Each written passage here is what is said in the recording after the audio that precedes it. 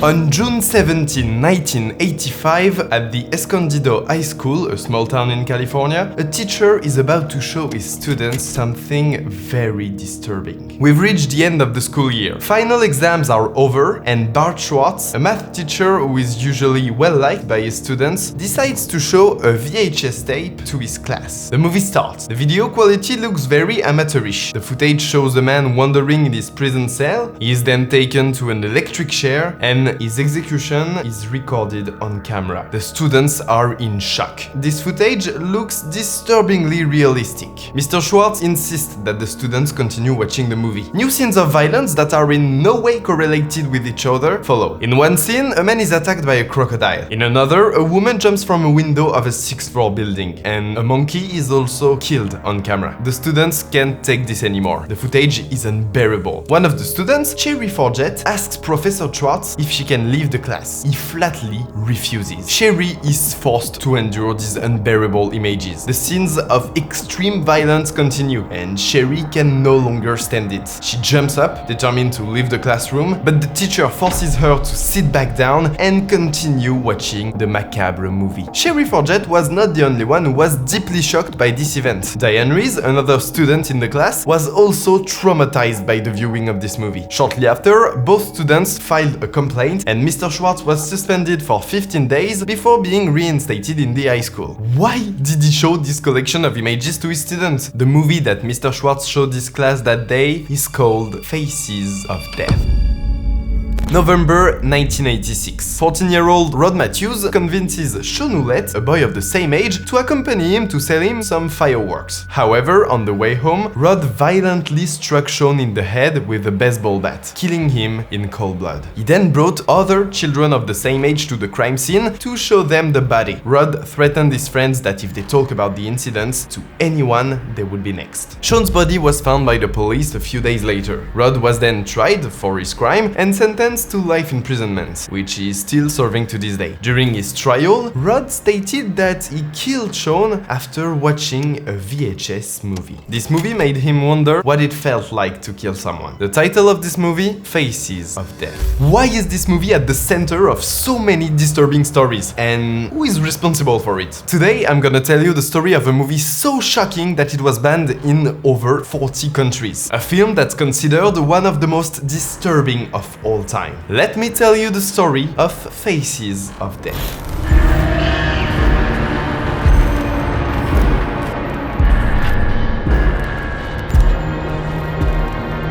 The movie Faces of Death opens with an interview of Dr. Gross, who tells us about his collection of death-related footage. The footage begins with Dr. Gross' voiceover as we witness an open-heart surgery. The movie then takes us to Africa. The country of Africa has its own code of laws. Yeah, the famous country of Africa. Then, there, we discover a tribe killing a cow to eat it. We then watch a group of American tourists eating a live monkey's brain. Then we're taken to the morgue to discover how doctors embalm dead bodies. Next, we enter the death row hallway, where the execution of 2 prisoners are filmed. Later, we discover an amateur video taken during a shootout between the police and a man holding a family hostage. The film also includes videos of car and parachute accidents. And finally, it ends with the footage of the crash of the Pacific Southwest Airline Flight 182. This accident actually killed 144 people on September 25, 1978, when the plane crashed in the middle of a residential area. These images are absolutely horrifying. Well, I'm not gonna describe all the scenes in the movie, but you get the idea. Basically, it's a compilation of death scenes. Faces of Death came out in a few theaters in the United States in 1978. Despite its controversial content, the film actually performed quite well at the box office. Word of mouth did its job, and many people were curious to see real death scenes on the big screen. During its theatrical run, the movie earned a modest $35 million at the box office. The movie even came out in Japan under the title Junk, and for some reason, it performed extremely well at the box office down there. Although the movie made decent numbers during its theatrical release, it wasn't until a few years later that its popularity exploded.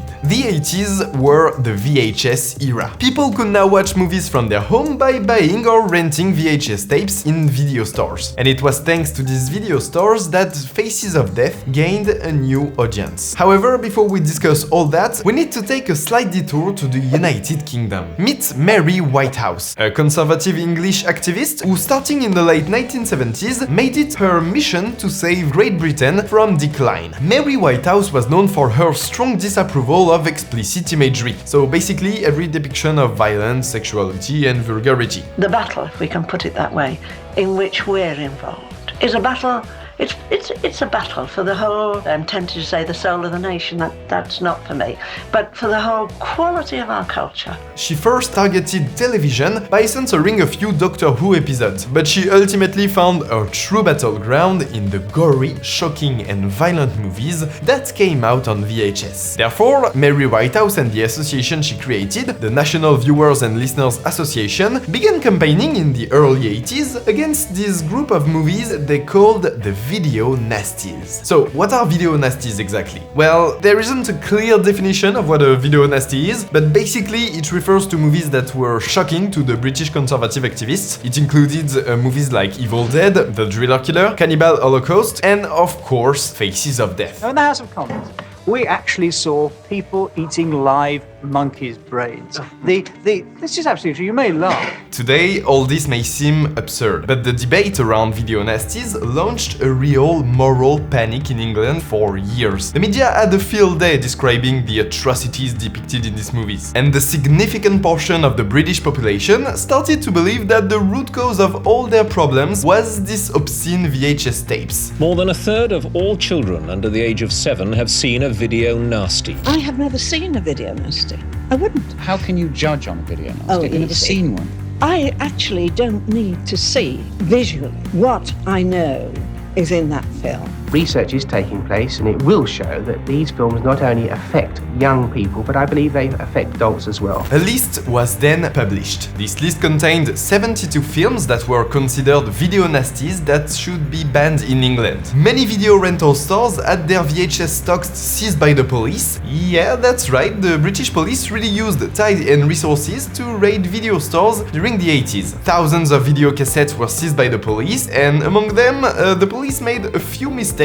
For instance, they confiscated several copies of Apocalypse Now by confusing the movie with Cannibal Apocalypse, which was one of the 72 films featured on the video nasties list. Today, this absurd moral panic seems laughable, but at the time, video stores owners and film distributors were taken to court because of this, and some even went to jail. Shortly afterwards, with the support of Margaret Thatcher, a law was passed in 1984, known as the Video Recording Act. This law required distributors to submit their VHS tapes for approval by the British Board of Film Classification. All of this had the effect of greatly reinforcing censorship in Great Britain. Many films were simply banned for more than 20 years, like Evil Dead or The Exorcist, which was banned for more than 10 years, and obviously Faces of Death, which was completely banned in the country until 2003. This censorship had a profound impact on both film production and distribution companies in Great Britain. That's completely insane. It's actually one of the most violent cases of film censorship in recent European history. What I'm trying to explain is that Faces of Death was banned in England due to its violence, well, mostly because of the conservative censorship, and it was also banned in several other countries around the world, like Australia or New Zealand. However, the term video nasty began to spread abroad to describe more broadly very violent and gory films that teenagers watched in secret to test their limits. And these types of movies became extremely popular in American video stores. If you are a teenager, you may not have heard of the term video nasties or gross-out films. These terms refer to a whole group of pictures full of blood and guts,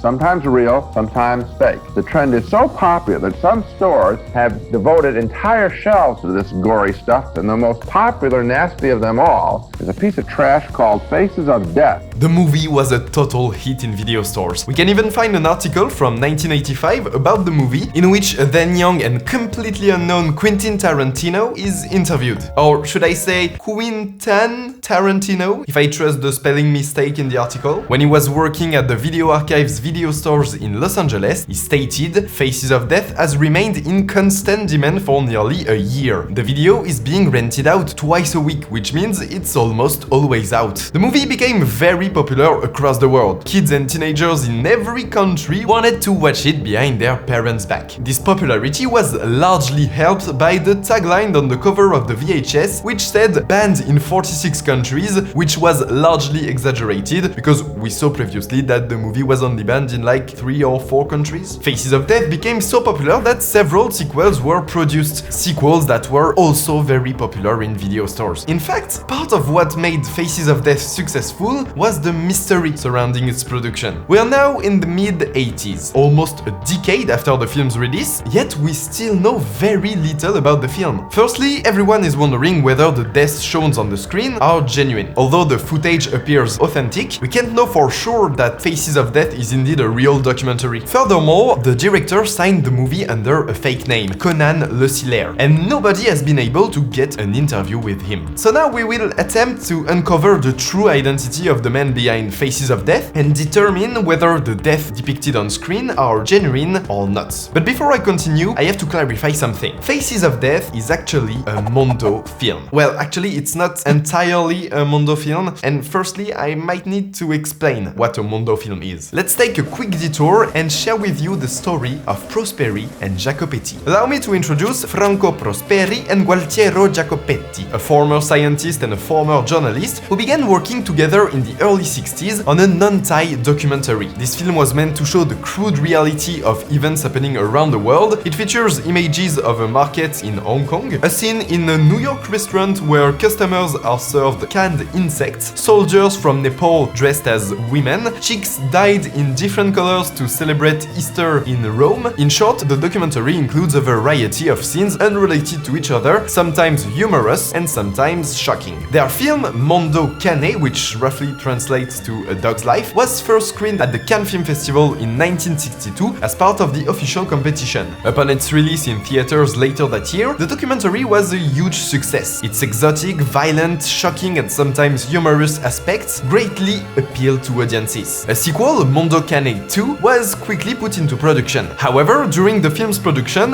due to the lack of time and lack of journalistic ethics, Jacopetti and Prosperi even used fake footage and reenactments to fill their documentary. These films inadvertently created a new genre, Mondo films. Tons of movies with no connection to the original Mondo Cane movie emerged, and a few of them featured very original titles. Mondo Roido, Mondo Tino, Mondo Balordo, Mondo Bizarro. Thus, the Mondo genre was born. These films often depicted exotic scenes with violence and nudity. They were always striving for something shocking. This film featured a descriptive voiceover, which was often ironic. The genre became popular worldwide, with Mondo films being produced in France, England, and even in the United States. And Italy, of course. Jacopetti and Prosperi continued their careers by making Africa Addio, Africa Blood and Guts in English, a documentary about the decolonization of Africa that includes several images of African revolutions in the 1960s. The film is absolutely shocking, showing real acts of barbarism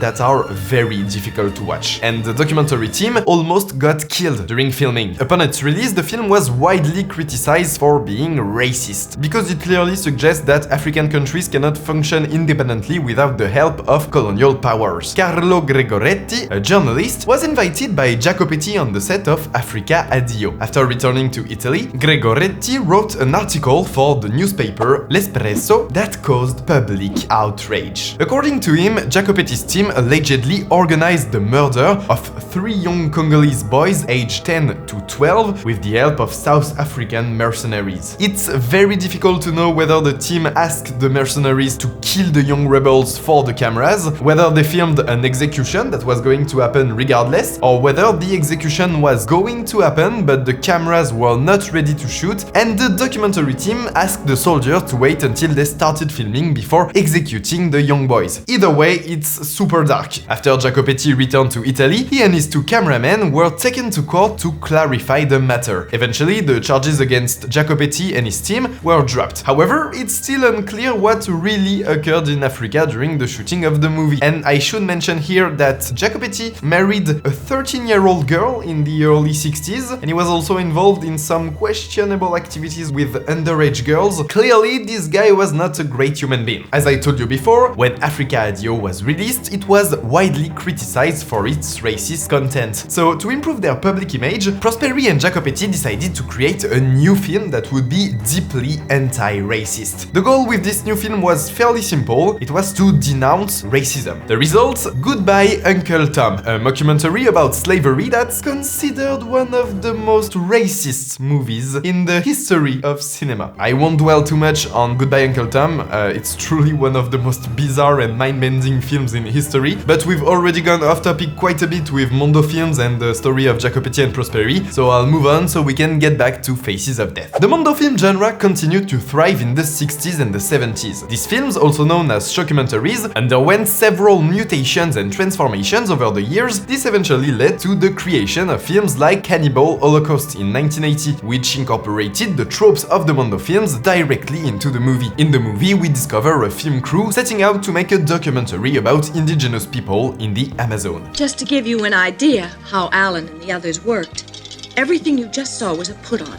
You mean this was... That was no enemy army approaching. Alan paid those soldiers to do a bit of acting for him. One well-known story about Cannibal Holocaust is that the director, Ruggero Deodato, had to appear in court after the film's release to prove that his actors did not die during the filming. The actors had actually signed a contract preventing them from acting in any other films or conducting interviews for a whole year. The idea was to make the public believe that the film footage was real. This publicity stunt worked a little too well, and Deodato had to prove that all the violence towards human beings in the movie was fake and made with special effects. While this story may seem completely ridiculous now, it's important to consider the context of its time to understand why the Italian authorities were frightened. Well, yeah, when we think back to the scandal of Gualtiero Jacopetti on the set of Africa Addio 15 years earlier, we can better understand the concerns of the Italian authorities about the filming of Cannibal Holocaust. And maybe the Italian authorities were a little tired of Italian filmmakers killing people during their shoots. Alright, now let's return to our main topic. We now know that Faces of Death falls into the Mondo film genre, so there's a good chance that the footage of death in the movie are completely fake, right? Well, yes, but not exactly. As I mentioned before, the director of Faces of Death, Conan Le Siller, is actually a fake name. And in fact, it's not the only fake name in the credits of Faces of Death. Conan Le Siller's real name is actually John Alan Schwartz. Schwartz had a rough childhood. His father would lock him up in a coffin as a punishment for misbehaving. No wonder the guy later made movies like Faces of Death. I'm going to skip the part of his life where he had a really complicated romantic relationship with his teacher, which caused him to become severely depressed. Instead, let's focus on when John moved to New York City for his studies. During his time there, he had two encounters with death that would leave a lasting impact on him for the rest of his life. On Thanksgiving evening, John returns home from a party at a friend's house. On his way back, he encounters a young man who is drunk and shouting very loudly on the subway platform. Irritated, John approaches him and smashes his beer bottle on the ground. The train arrives at the station. John and the drunk guy both enter different subway cars. During the ride, the young man crosses in between subway cars and starts approaching John's. He hits the windows and shouts very loudly. Annoyed, John abruptly opens the carriage door and starts shouting back at the young man. Surprised, the young man slips, he hits his head, and he falls onto the subway tracks. There were other people in the carriage, but no one noticed the accident. For the next few days, John stayed glued to his TV set, watching the news. He was terrified of seeing any mention of a young man killed on the subway. However, as days and weeks passed, John never heard anyone else mention the accident again. John's second encounter with death will take place sometime later. John took a job as a cab driver to pay for his rent and studies. One Saturday night, he picked up 3 young passengers who turned out to be junkies. After a short ride with several arguments, the 3 eventually got out of the taxi. And to avoid further problems, John offered them the ride for free. However, However, as each of the three young men exited the car, they each spat in John's face. When the third one got out of the car, John hit the accelerator while the junkie was still hanging onto the door. The door hit and crushed the junkie's head, causing him to fall in the middle of the road. John then continued driving as far as possible without stopping. Pretty dark stuff. After he completed his studies, John decided he wanted to become a film director. He started as an editor and later directed a few documentaries for a small production company. Then one day, several executives from a Japanese production company paid them a visit and ordered them a documentary about death. The company wanted the darkest and most macabre film possible. The Japanese company offered a $450,000 budget to make the film. John instantly finds the perfect idea for his documentary. The story of a doctor fascinated with death who describes all the encounters he has had with it. And the film production begins. John first filmed several scenes in slaughterhouses, in morgues, that kind of locations, and he also wrote a few fake scenes that needed to be filmed. For the execution scene on the electric chair, John hired a friend of his who was an actor. They recreated a prison cell and filmed the scene in a documentary style. And voila. Like many other scenes in the movie, the execution scene is fake. The same goes for the scenes of the monkey being eaten by American tourists. The illusion is created through the great use of special effects. I won't cover all of them, but there are several scenes in the movie that are completely fake, and some are obviously fake. The bear and crocodile attacks are really cheesy, for instance. But still, as I told you, the monkey scene, the shootout scene, the dogfight scene are hyper-realistic. It's truly impressive, given the budget and the time period. If you don't know it's fake, there's a good chance you would believe most of it to be true. John even appeared in several sequences of the film. Here he played the leader of a cannibal cult, and here he played the guy with a gun in the shootout. But what about the real death scenes in the movie? To add more content to the documentary, John went through TV archives footage to find the most shocking videos possible. That's where he found the scenes of the woman jumping from a building, a scene where a stuntman crashes a car, the plane crash of Flight 182, several scenes that are entirely true. Well, not quite entirely. For all these realistic scenes, the team often filmed additional shots to complete and extend the scenes. For instance, in the scene where the woman jumps from a building, they film a fake corpse of the woman crushed on the ground. I'll leave it to you to decide on the morality of this method of filmmaking. As fate would have it, during the shooting of a completely innocent scene, totally unrelated to death, the team stumbled upon a real dead body that had just washed up on the beach, and their first reaction was to go and film the dead guy. There you go. Now you know the complete truth about Faces of Death. Now that I've debunked Faces of Death and explained that most of the deaths shown in the film were faked, I also need to debunk the two stories I was talking about at the beginning of this video. Let's start with the first story, the story of Professor Bart Schwartz, who allegedly forced his students to watch Faces of Death. So, what really happened? Following the incident, the two students I previously mentioned, Sherry and Diane, filed a lawsuit against their high school. Sherry requested $1 million in compensation, while Diane requested $3 million. As a result, an internal investigation was conducted at Escondido High School, and Professor Schwartz was suspended for 15 days during this investigation. However, some testimonies collected during the investigation recalled a version of the incident that was slightly different. We were at the end of the school year. The students had just finished their final exams, and Professor Schwartz wanted to spend the remaining hours of class by showing a film to his students. However, Mr. Schwartz brought his own VCR to school. While setting up the device, he realized that a VHS tape had been left inside. He removed the tape and discovered that it was his own copy of Faces of Death, which he had watched at home a few days earlier. At that moment, some students caught a glimpse of the film's title on the VHS. Due to the documentary's controversial reputation, several students in the class started begging their teacher to play it. Although Mr. Schwartz was initially hesitant about the idea, he eventually gave in to his students' request and agreed to show them a few scenes from the movie. The screening lasted for about 5 to 10 minutes. Sure, showing this in a school settings to 15-16-year-old kids was not a very wise decision. However, we're still very far from the version of the story where a teacher forces his students to watch an absolutely horrible movie and forbids them from leaving the classroom. We have to admit that this second version of the story makes way more sense than the one I told you at the beginning of the video. I also mentioned that the two girls filed a complaint against their school, seeking $3 million and $1 million